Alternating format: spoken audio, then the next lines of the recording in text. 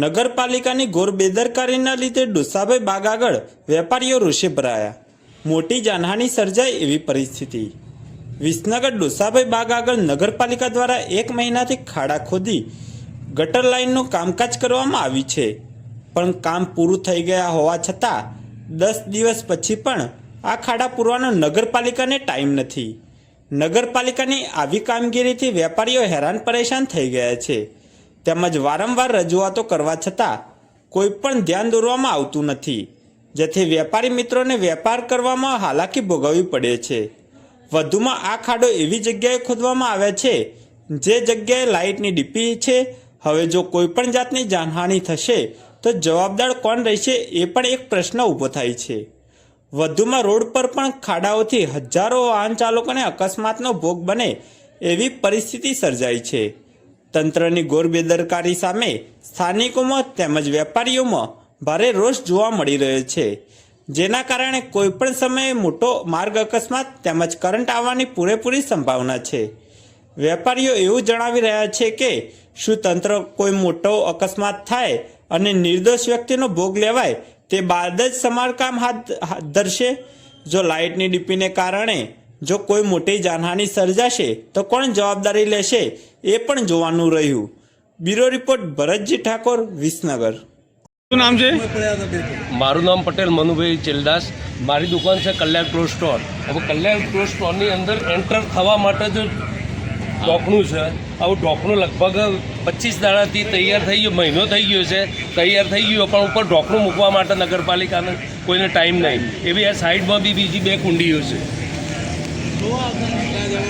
કેટલા સમયથી આ ખાડા? બે ડોશીમાં તો એક વખત પડી ગયો હતો. તાર આ પછી આ પડી જશે એની જવાબદારી કોણ રહેશે? કેટલો ટાઈમ થયો? એટલે લગભગ આ મહિના ઉપર થયું આ તૈયાર કરે. તમે નગરપાલિકામાં રજૂઆત કરી?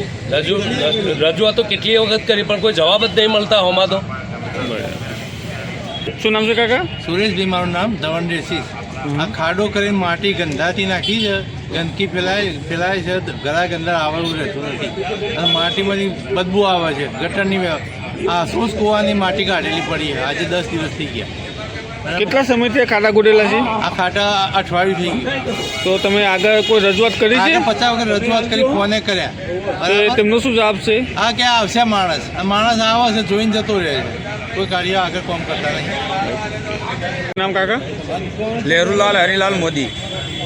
કેટલા ટાઈમથી આ સમસ્યા? એટલે 10 દાડાથી ઉપર થઈ ગયો. એ રસ્તો બંધ છે અને એ રસ્તો પૂરતા નહીં. અને અહીંમાં યાને કોમ અંદર ચાલે તો એ કપચી એ નાકાને હેરાન કરવાના ધંધા ચાલુ કરેલા. બરાબર. એને આ માર્કેટનો રસ્તો એક રાખેલો, 3 રસ્તા છે, બીજા 2 રસ્તા તો બંધ કરેલા, જવાની કોઈ જગ્યા નહીં. અને હું શું લારીવાળો, એટલે મને જ્યારે તારે હેરાન કરે એટલે હું તો વના આગળ બોલી શકતો જ નહીં. અને મને કહે કે તમે જઈને તમારે જઈ જવું એ જતા રહો, બાકી એ તો કે એવી રીતે જ રહેશે. બરાબર. અને મને આના વિશે રજૂઆત કરી ખરા કે ના? રજૂઆત કે તમારે કરી આવો ઊંધા પડી જાવ તો એવી રીતે કહે તો પછી ચોય રજૂઆત કરવા જીવો નહીં. હું કોણ જવાબ આપે છે એવા પેલા બાબા મેન્ટલવાળા જવાબ આલે. નગરપાલિકામાં જાણ કરી તમે? ના, નહીં જાણ કરું, પણ તો કહે કે ભાઈ મોણસ આવતે આગળ થઈ જા. આ ખાડા વિશે તમે જાણ કરી હતી? જાણ કરવા જો તો કે ભાઈ કે એ તો કુંડી બનાવવાની, એટલે એ કનેક્શન ચોથી એને કુંડી જે ગટર લાઈન બતાવો તો કુંડી થાય. બરાબર. ગટર લાઈન જ પૂરી બંધ થઈ ગયેલી હોય અને મેં 1000 રૂપિયા ખર્ચો કરીને મેં એને પાઇપ જોડાઈ. બરાબર. પાઇપ જોડાઈ તો એ કહે કે હજી તોય કુંડી બનશે. હવે કે ગટર લાઈન હતી એ તો કોઈ આખી દુકાન પડી ગયેલી. તો